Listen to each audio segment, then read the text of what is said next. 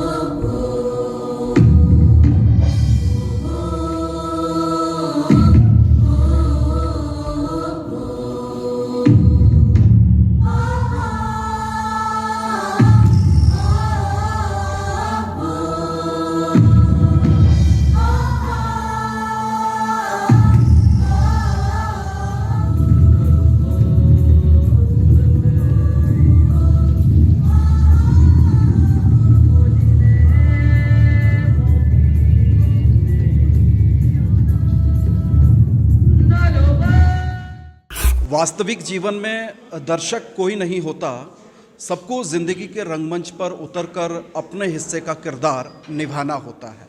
ये रंगमंच की सीख है, ये एनएसडी की सीख है, और यही सीख इंसान को एक बेहतर कलाकार और बेहतर इंसान बनाती है। मेरे साथ तो फ्रेम में मौजूद हैं जो शख्स, उनका परिचय हम उन्हीं से जानेंगे।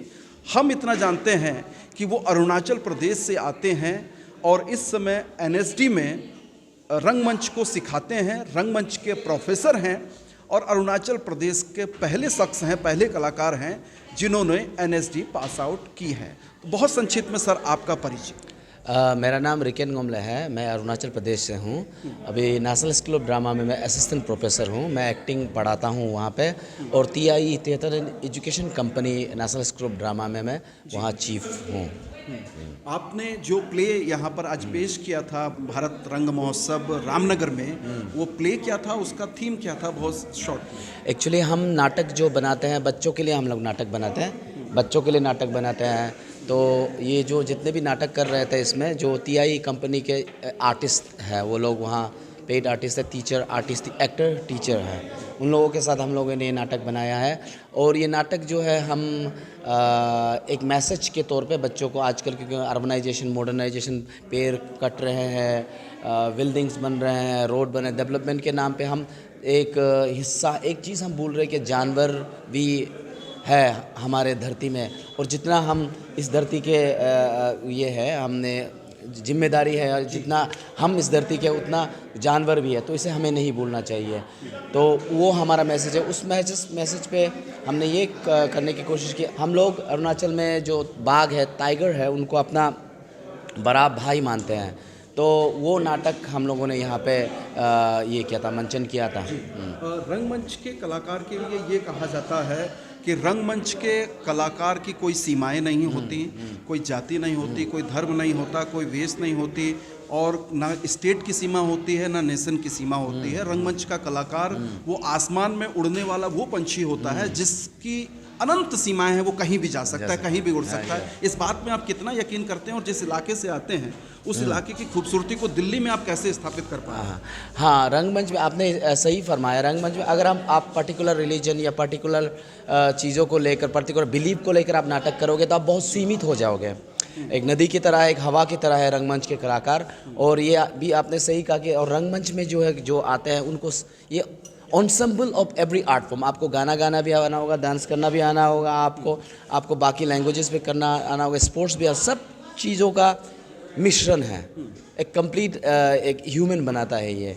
तो ये आपने बहुत कलाकार तो बनाता है। क्या रंगमंच व्यक्ति को एक बेहतर इंसान? हाँ, व्यक्ति को एक इंसान बनाती है, क्योंकि हम इमोशंस पे, व्यक्ति पे, सोसाइटी पे बात करते हैं। वहाँ सोसाइटी में क्या इश्यूज है, क्या प्रॉब्लम है, हम उस पे बात करते हैं, तो बेहतर इंसान ज़रूर बनाते हैं और बेहतर पार्टिसिपेट करने वाला इंसान समाज को बेहतर बनाने वाला इंसान बनाता है। जी, आज के दौर में कलाकार की, रंगमंच की, थिएटर की चुनौतियाँ क्या हैं? आप क्या चीज़ महसूस करते हैं जिन कारण लगता है कि रंगमंच कहीं प्रभावित हो रहा है? रंगमंच एक समय तो रंगमंच ही था, उसके बाद फिर सिनेमा आए, उसके बाद फिर ये मोबाइल, इंटरनेट, बाकी चीज़ें आई हैं। रंगमंच के लिए चुनौती हमेशा रहा है, अब आज भी है, चुनौती है, लेकिन रंगमंच कभी मरेगा नहीं। लेकिन चैलेंजेस को पर्टिकुलरली एक चीज़ों को नहीं गिना सकता, बहुत चैलेंजेस हैं। जैसे कि अभी रामनगर में हम आए हैं, आपके यहाँ जैसे रंगमंच चल रहा है, लोग करते हैं, लेकिन यहाँ प्रॉपर स्टेज नहीं है, ये स्टेज भी बहुत छोटा है, तो ये एक चैलेंज है। दूसरी चैलेंजेस तो है ही, ऑलरेडी जो सोशल मीडिया है उसमें क्लिपें बहुत जल्दी से आसानी से मिल जाती है, जिसके वजह से लोग बाहर निकल के ऑडिटोरियम तक जाना, उस तरह का समय अभी लोगों के पास समय नहीं है। सब फिंगर के स्नैप पे मिल जाता है, खाने का, पीने का, एवरीथिंग। तो रंगमंच को भी लोग इस तरह से देखने का सोच रहे हैं, लेकिन ये होगा नहीं। और जिस तरीके से हम फिल्मों की बात करें तो फिल्मों का दौर भी अब उतना स्थायी नहीं रहा, उतना स्टेबल नहीं रहा, क्योंकि फिल्म आती है, लगती है और पर्दे से उतर जाती है। एक हफ्ता भी फिल्म का एक तरीके से कि लाइफ नहीं रह पाती है। तो ऐसे में क्या मानते हैं कि कलाकार के लिए, पहले का कलाकार जो रंगमंच से जुड़ा होता था तो उसको कहते थे कि ज़मीन से जुड़ा हुआ है, लेकिन आज का जो कलाकार है उसका एक उद्देश्य होता है, एक टारगेट होता है कि उसको फिल्म से जुड़ना है। इस बात में कितनी सत्यता है, चूँकि आप पढ़ाते हैं रंगमंच? हाँ, एक्चुअली क्या है, अभी रंगमंच में ये हम दुख की बात है कि हमारा नेशनल स्कूल ऑफ ड्रामा और बाकी जो थिएटर जो है फिल्म के कलाकारों के वजह से लोग जानते हैं। जैसे नसीर साहब है, नसीर साहब नाटक भी करते हैं, वो नाटक भी बहुत अच्छी तरह से करते हैं। लेकिन इंडिया में बहुत से ऐसे नाटककार भी हैं जो नाटक करते हैं, बहुत पॉपुलर है, लेकिन वो सेलुलोइड में नहीं आते हैं। लेकिन उन लोगों की वजह से नाटक अभी तक बचा हुआ है। अभी मणिपुर में जाओ या फिर आप बाकी जगह जाओ, जैसे कि बंसी कौलजीत है और रतन है और बहुत से लोग हैं ऐसे कलाकार हैं, नाटक अभी तक गांव-गांव में, दूर सुदूर इलाके में जाके भी नाटक कर रहे हैं, नाटक बचे हुए हैं। क्योंकि ये मोबाइल पे या फिर वो सेलुलोइड में मौजूद नहीं है, जिसके वजह से हमें लगता है कि नाटक नहीं हो रहा है, लेकिन नाटक हो रहे हैं और नाटक बहुत अच्छे तरीके से हो रहा है। अंतर्राष्ट्रीय स्तर पे जो हो रहे हैं, हमारे यहाँ से बाहर जाते हैं, रॉयस्टन लेवल का नाम सुना होगा, वो बाहर नाटक करता है, बाहर यहाँ के नाटक ले जाते हैं बाहर। आपने कहा कि आप पहले अरुणाचल प्रदेश के NSDN हैं। अरुणाचल प्रदेश में थिएटर की क्या स्थिति है, फिल्मों की क्या स्थिति है और रंगमंच की कितनी गुंजाइश आप देखते हैं? अरुणाचल मैं कहूँगा तो अरुणाचल जो एक सोने का खदान होता है वो है, क्योंकि अनएक्सप्लोर्ड है in terms of tourism, in terms of theatre and film, वो है। लेकिन अरुणाचल में क्या है, क्योंकि बहुत देर स्टार्ट हुआ है वहाँ पे, हमारे कोई थिएटर फॉर्म नहीं था, नाटक का कोई फॉर्म नहीं था। NSD में आने के बाद लोग, अभी बच्चे आ रहे हैं, निकल रहे हैं। मैंने 2007 में मैं वहाँ से निकला, 10 में पास आउट होने के बाद लोगों को जोड़ना शुरू किया। अभी 3-4 लोग हैं जो नाटक कर रहे हैं। अभी वहाँ के गवर्नमेंट, बहुत खुशी की बात यह है कि गवर्नमेंट ऑफ अरुणाचल प्रदेश बहुत अच्छे तरीके से सपोर्ट कर रहा है और हम अभी नाटक कर पा रहे हैं बहुत अच्छे तरीके से। अभी जो है मुझे लगता है अगले 10 साल में हमारा अरुणाचल भी बाकी जो स्टेट जहां बहुत अच्छी तरह से नाटक होते हैं वो उसमें मुकाम पे पहुंच जाएंगे। उनके साथ हम कंधे से कंधा मिलाकर कर पाएंगे, क्योंकि वहाँ के लोग और गवर्नमेंट बहुत सपोर्ट कर रहा है नाटक को। हालांकि ये सवाल मुझे करना चाहिए, नहीं करना चाहिए मुझे नहीं पता, लेकिन फिर भी मैं आपसे करूंगा ये सवाल कि अरुणाचल प्रदेश, खासतौर पर जो पूरा साउथ का एरिया है, कहीं ना कहीं उत्तर भारत के एरिया से एक अटैचमेंट नहीं बन पाता है और संस्कृति के तौर पर तो बिल्कुल नहीं बन पाता है। तो ऐसे में आपके लिए क्या चुनौतियां रही होंगी और आज भी क्या आप पाते हैं कि वो भेदभाव या वो दूरियां अभी भी हैं समाज में?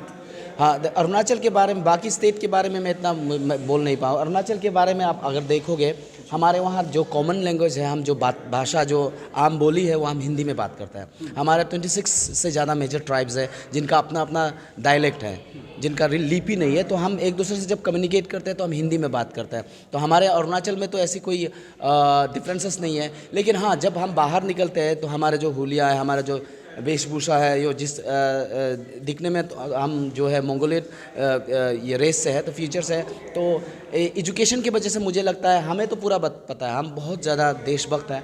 वहाँ हमारे लिए कोई मिनी इंडिया बोलते हैं अरुणाचल प्रदेश को, क्योंकि हिंदी में अरुणाचल के सबसे दूर सुदूर कोने तक जाओगे तो हिंदी बोलने वाले मिलेंगे। लेकिन हम बाहर निकलते हैं तो क्या है, यहाँ एजुकेशन कहो या क्या कहो, थोड़ा सा लोगों को पता नहीं है अरुणाचल के बारे में।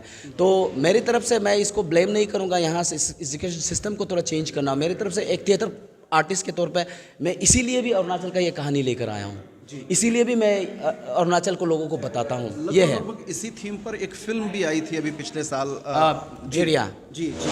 हाँ भेड़िया, वो इस प्रकार की थीम था। वो हमारे वहाँ पे इस तरह का मिथ, इस तरह का बिलीव बहुत है, तो उस पर अमर कौशिक जी ने बनाया था। तो हाँ, इस तरह का लेकिन वो फिल्म बहुत ज़्यादा स्टैंड नहीं कर पाई, बहुत ज़्यादा हाँ, चली नहीं। एक रीज़न ये भी है कि मुझे लगता है जब आप कमर्शियल फिल्म बनाते हो तो उसमें बहुत से फैक्टर काम करता है। जैसे कि मैं अगर हीरो मुझे लोगे तो मुझे नहीं लगता कि प्लेन वाले लोग मुझे बतौर हीरो देखेंगे।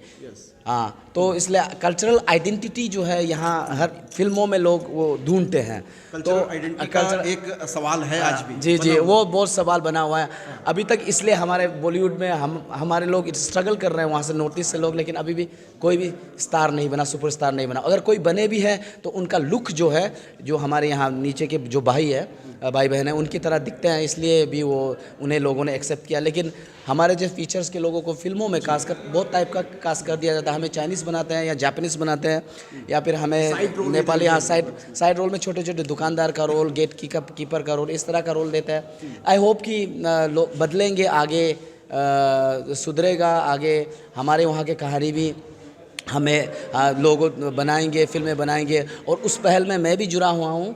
मैं भी अपने वहाँ ये कहता हूँ कि लोग कहते हैं हमारे वहाँ से नीचे जाते हैं तो हमें लोग पहचानते नहीं हैं, चाइनीज़ बोलते हैं, जापानीज़ चिंकी बोलते हैं। तो मैं उनको भी सवाल पूछता हूँ, क्या आपने ऐसा कोई कोशिश किया है जिससे आपको वो लोग पहचाने? आप जाइए वहाँ स्पोर्ट्स के लिए, आप जाइए वहाँ IAS ऑफिसर, IPS ऑफिसर बनिए, आप जाइए नाटक कीजिए, फिल्म बनाइए और दिखाइए नीचे के लोगों को।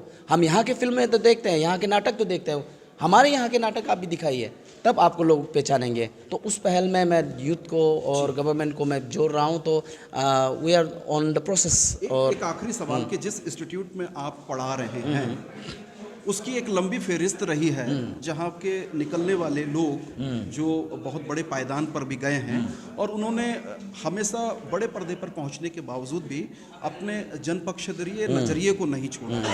क्या मानते हैं कि NSD की वो शाख अभी भी बरकरार है या उसमें पॉलिटिक्स जो आज की चल रही है वो हावी हो चुकी है? देखो, पॉलिटिक्स के बारे में ये कहूँगा स्ट्रेट अवे, जब गवर्नमेंट बदलेगी, जब पॉलिसीज़ बदलेंगे, वो लोग कोशिश करेंगे, वो होगा, उससे आप बच नहीं सकते हैं। तो लेकिन थिएटर का यही तो एक मीडियम, जब समाज में या पॉलिटिक्स में जब चेंजेस आती है या फिर कुछ भी होता है तो उसे ही हम रिप्रेजेंट करते हैं। वो हमारे लिए तो एक टॉपिक बनता है, हमारे लिए वो एक इशू है, हमारे लिए क्या कहें, एक मुद्दा है। तो ये एक बहुत अच्छा हर समय, मैं ये नहीं कहूँगा, मैं ये तो रहेगा। लेकिन एक चीज़ नाटक का, थिएटर का ये है कि हम जन से जुड़ते हैं। हम क्या है, मैं कौन हूँ, हमें क्या करना चाहिए, ये तो हमेशा रहेगा। NSD आज भी करता है और कल भी करेगा।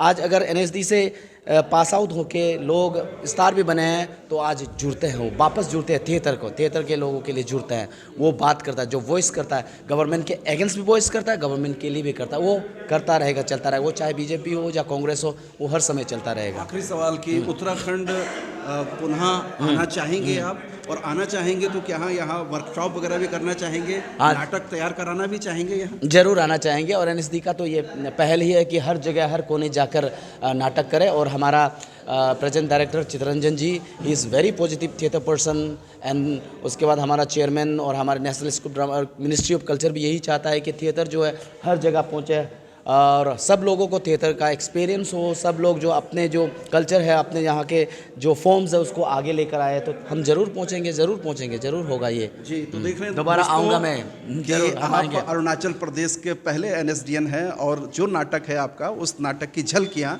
हम आपको इस एपिसोड में दिखा रहे हैं। आगे क्या ये जानना जरूरी है इंसान और उसके जंगल आपस में कौन से रिश्ते में बंधे हैं? या फिर हम ये मान हम इंसानों से ज्यादा जरूरी कोई नहीं? या वो जो ये कहानी कहती है, ये अरुणाचल प्रदेश की कहानी है, जिस धरती पर बाघ परिवार का हिस्सा होता है, जिस धरती पर हर जीव, जानवर, पेड़, पौधे, पक्षी उतनी ही जरूरी है जितने इंसान। क्या ली हुई कसम तोड़ना ठीक है? वो कसम जिसके टूटने पर बहुत कुछ बच सकता है, ये सब टूटने दिया जाए।